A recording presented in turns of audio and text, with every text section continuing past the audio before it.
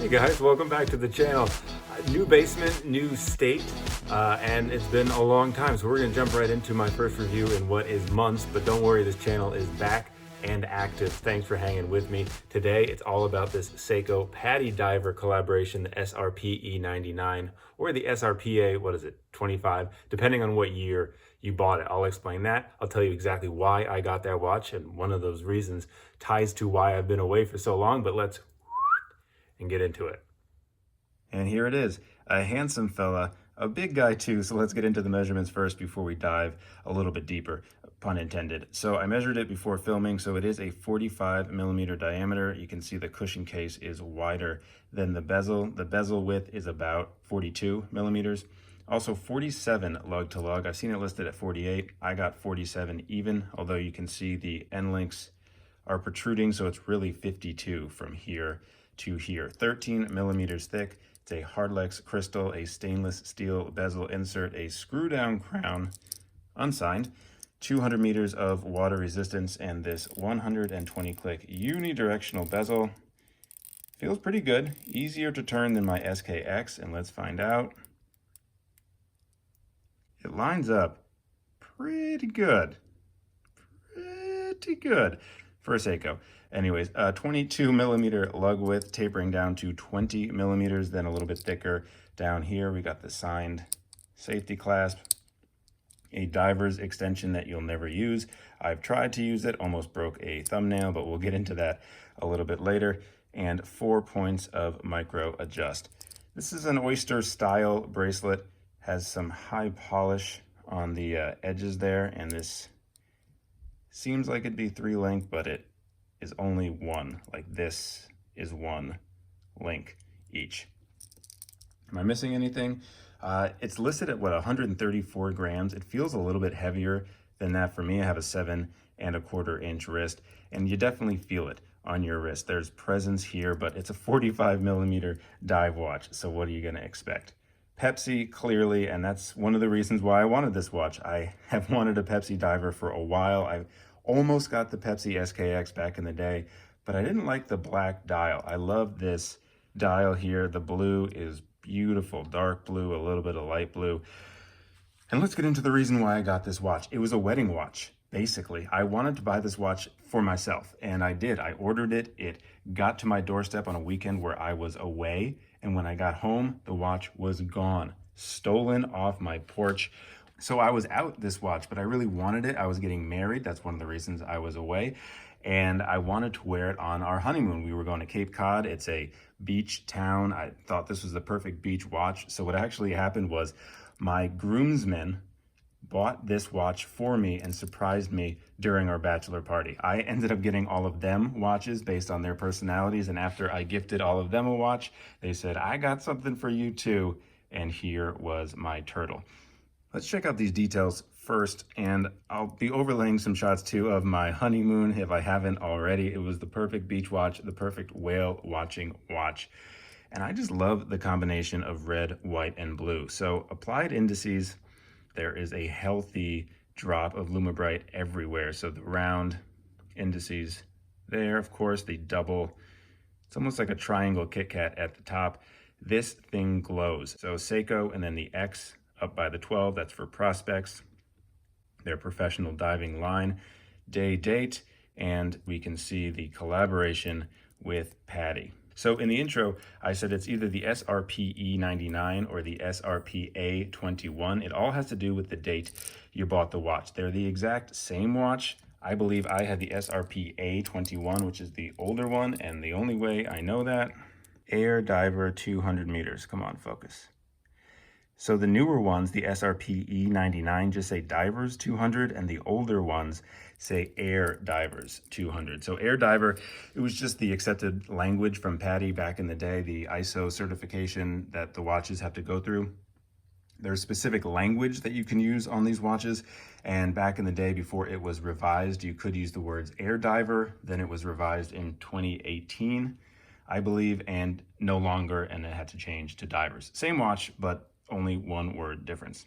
So as I said before, the colors are what really drew me to this watch. When the summer came around, this just screamed summer to me.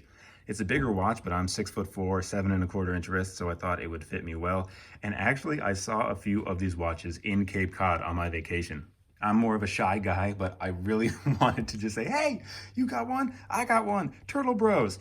I didn't, so it was just in my head. But it was the perfect watch for the summer, for the beach. The only downside possibly would be that Hardlex crystal. If you're getting in the sand, might scratch it a little bit. But as I'm moving this watch around, and I've been wearing it for a couple months now, no scratches have appeared yet. Although, of course, using it, flopping it around, you can see the scratches on the side. I really like the cushion case on this watch too. It is a style for sure, so if you're into it, you're into it. If not, I understand. But it was also just another style of watch that I haven't owned before, so another reason why I was so drawn to it. Some more details on the watch to notice are the red indice markers on the hours. So red at the 12, 1, 2, 3, 4, all the way around, and then the white in between. Non-frame date window, I'm fine with that. Also another pop of color on the minute hand, a red minute hand, and just a stainless steel hour hand. The seconds hand is basically the same seconds hand you'd find on an SKX, has the lollipop thing at the end, just ticking away very, very nicely. Inside is a 4R36 movement, which means it hacks and hand winds. And to continue stating the obvious, we got a lume pip there at 12 and red on the stainless steel bezel insert to the 20 minutes, and then blue all the way around.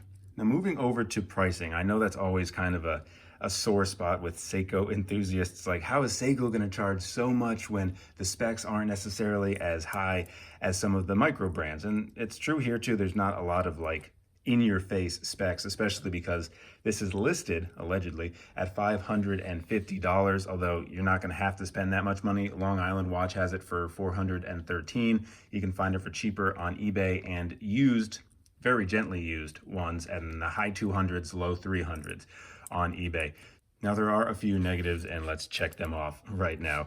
First, I said it was a positive, the cushion case. I love the size, that fits me well, but you can tell more on the rubber strap version. But this is such a chunky case, although it is nicely lined, that the bracelet seems a little bit, not out of place, but it could blend a little bit better with the watch. It looks a little awkward to me, like it is a big case and a little bracelet, and 22 millimeters is not little. I think aesthetically, if this could be like 24, tapering down to 20, that would fit the watch a little bit better. And I also love a tapering bracelet. And these pins are the pinning collar system, which, well, it depends on how much patience you have. I had no patience to wait to size this up, and I got it, like I said, at my bachelor party. I didn't have my watch tools, so I ended up using a borrowed set of tweezers and a borrowed earring, like the earring post, to poke this out. And to get this sized and to get the collars in correctly was beyond frustrating. But I insisted because I wanted to wear it. So again, just something to keep in mind.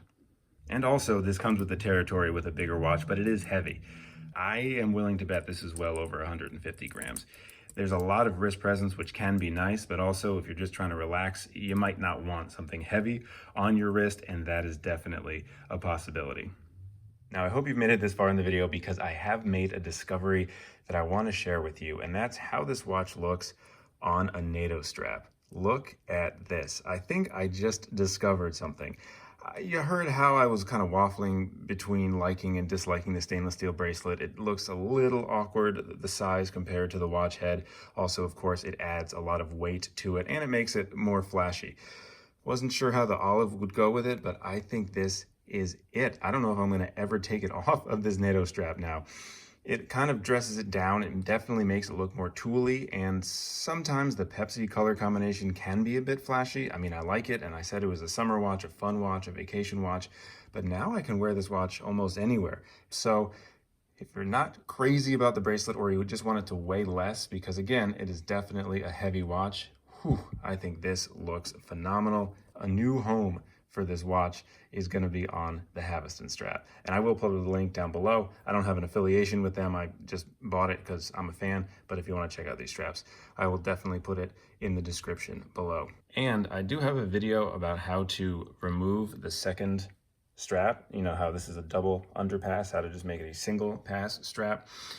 Actually, the double pass for this is great because this is a heavier watch head, so the double strap really kind of keeps it in place and keeps it more comfortable. I tried it on a single pass NATO I had, and it was just kind of going all over the place. So I also found a reason to keep your double strap.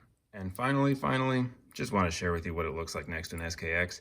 A little different when it's on the NATO strap. However, size comparison wise, clearly this is bigger. However, you know, the bezel itself is almost identically sized. So it's really the cushion case that makes this turtle just a little bit bigger.